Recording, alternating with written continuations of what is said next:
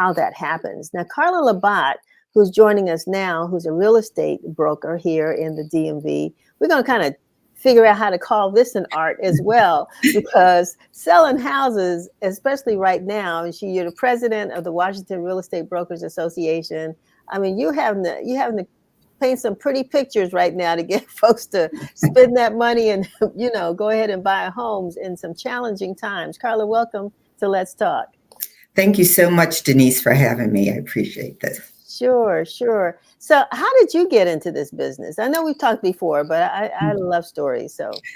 So my first career, I was in Manhattan and Philadelphia in the fashion industry.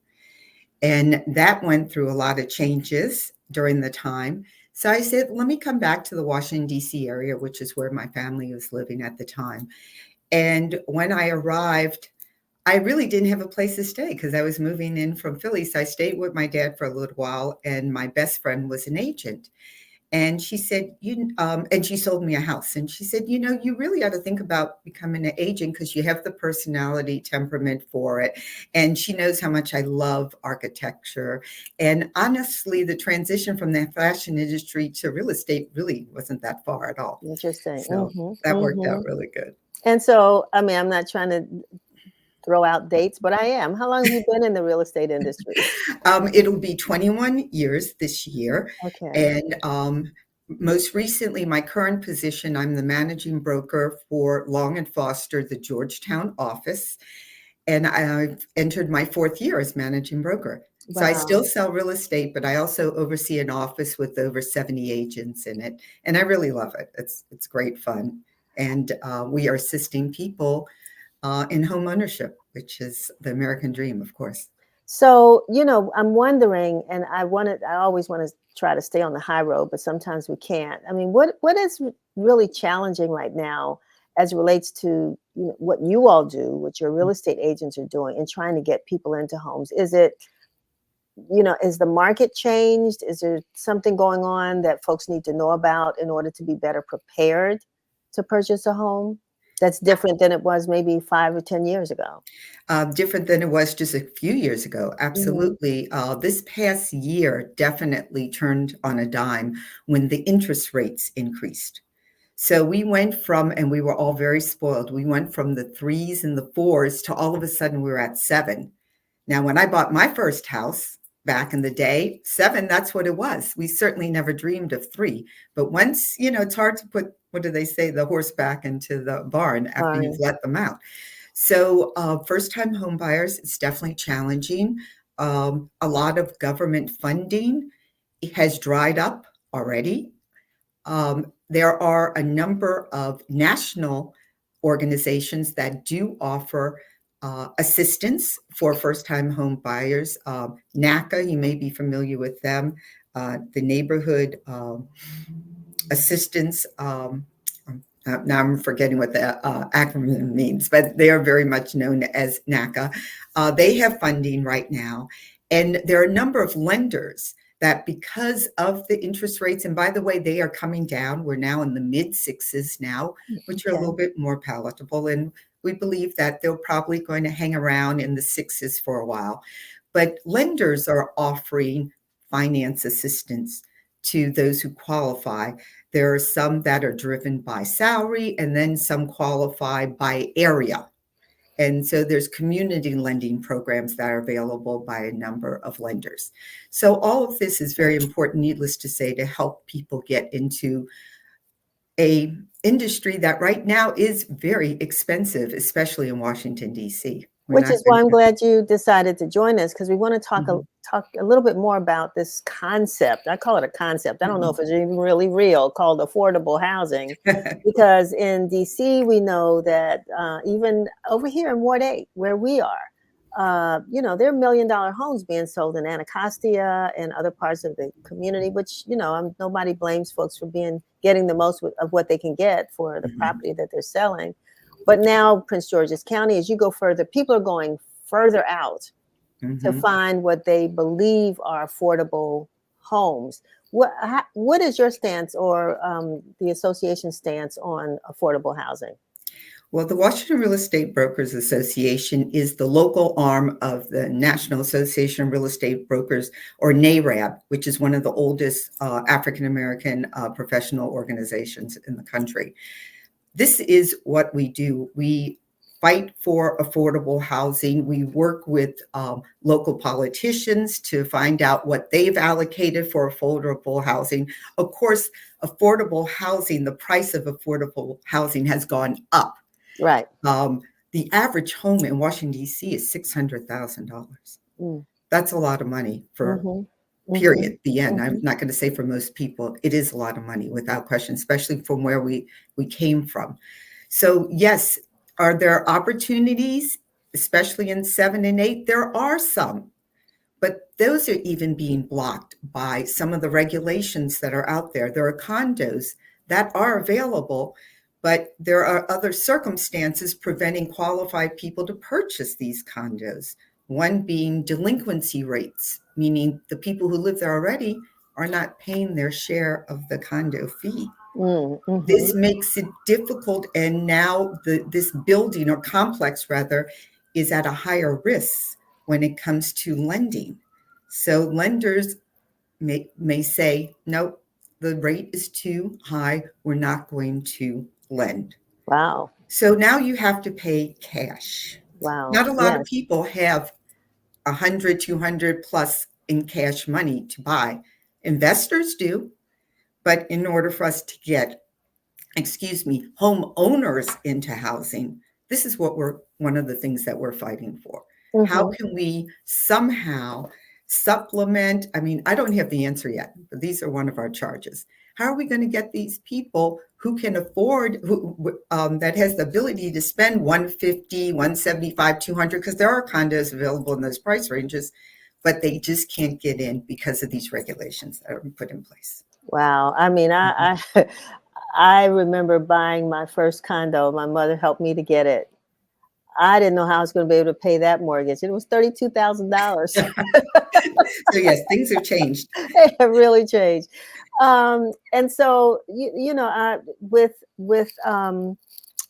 these barriers, I know we've had conversations with the Secretary Fudge over at HUD, and this whole mission, that the federal government has to make sure home ownership is more affordable and accessible. But are you seeing it, or is it just lip service? I believe they're working on it. Absolutely. Okay. It is slow, though. It is definitely slow. So our charge is to prepare people, prepare them to be placed in these properties that hopefully will be available soon. First things first, credit. Good credit, regardless, is necessary to purchase a home, without question. I don't care what price range. I have helped people at all ranges up to $1 million, and people still don't have their credit in place. That's definitely step one.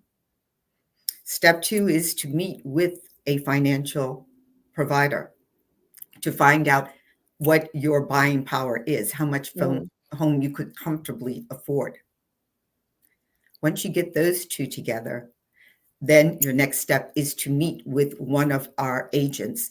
The Washington Real Estate Brokers Association, while we are members of NAR, the National Association of Realtors, because when it was NAREB was founded, we couldn't be a member of NAR because folks were not allowed.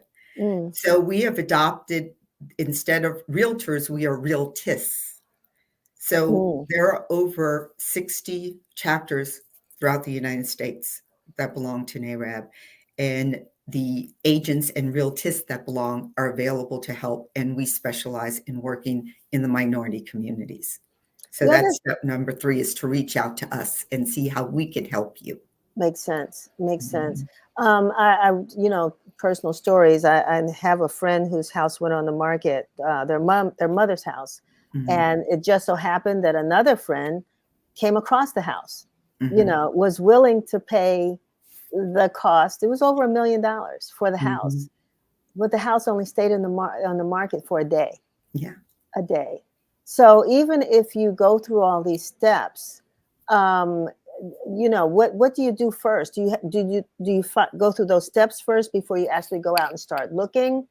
Because you may find houses or properties that you like, but by the time you've gone through the process, of course, it's gone. Yes. No, So, that is the first step. You have to be ready because you're okay. right. If the house is priced right, desirable in the location that you want, you could best believe somebody else is looking at it also. Yeah. Yeah. And so as agents, we have access to every property that is on the retail market.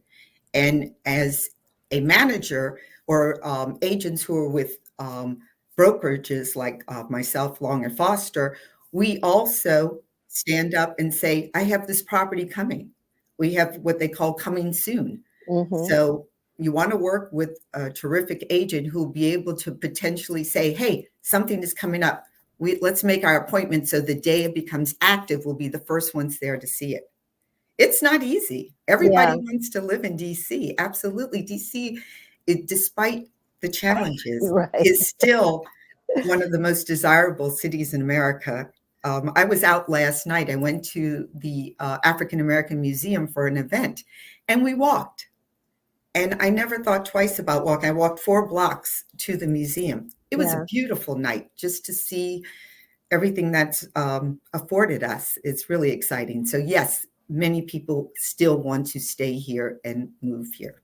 One of the last things I want to ask you, Carla, just several years ago, the Washington Informer started a series of articles focused under a theme. It was keeping homes Black owned. Mhm. And we were talking really focused on gentrification, but we recognized that gentrification is not the sole reason why Black people lose their homes. But if you were to, I mean,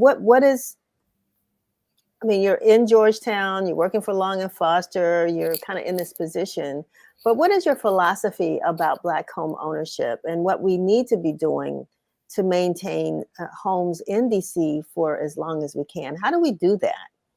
Again, not easy. Let's be honest. If you are fortunate enough to have a parent or a grandparent that owns a home in DC, you definitely want to keep that home. You're passing on intergenerational wealth because a grandparent probably paid next to nothing for that home back in the 50s, maybe when they bought it, or even your parents in the 80s when they bought it. So now the home has accrued equity.